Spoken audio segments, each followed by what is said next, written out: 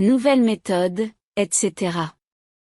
La méthode curative, préservative et fortifiante, basée sur l'alimentation, s'écarte à tous égards de ces systèmes douteux et incertains qui cherchent à se répandre avant d'avoir été confirmés par un nombre suffisant d'observations.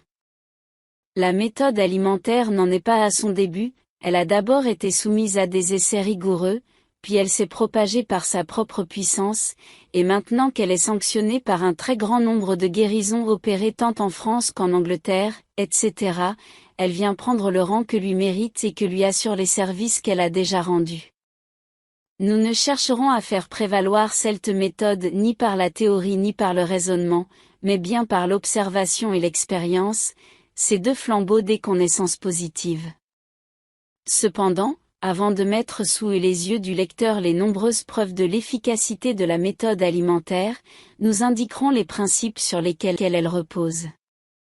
La méthode alimentaire diffère des autres systèmes et par ses principes et par ses moyens.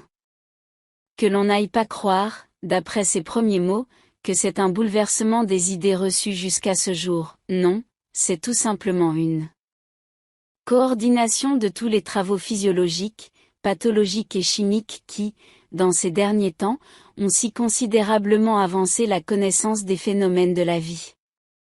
Ces documents scientifiques, aussi nombreux que profonds, en déterminant nettement les diverses fonctions organiques, ont tout fait ressortir l'importance de la nutrition pour le maintien de la santé. La fonction digestive est le pivot de la vie, chacun le sent, la science le confirme. Aussi, parmi les causes déterminantes des maladies, les pathologistes placent-ils en première ligne le trouble des digestions. Si l'on considère en effet l'influence de la digestion sur les autres fonctions, on ne tarde pas à reconnaître que son dérangement ne manque pas d'amener des altérations du sang et des sécrétions, des maladies organiques et des troubles dans les différentes fonctions du corps.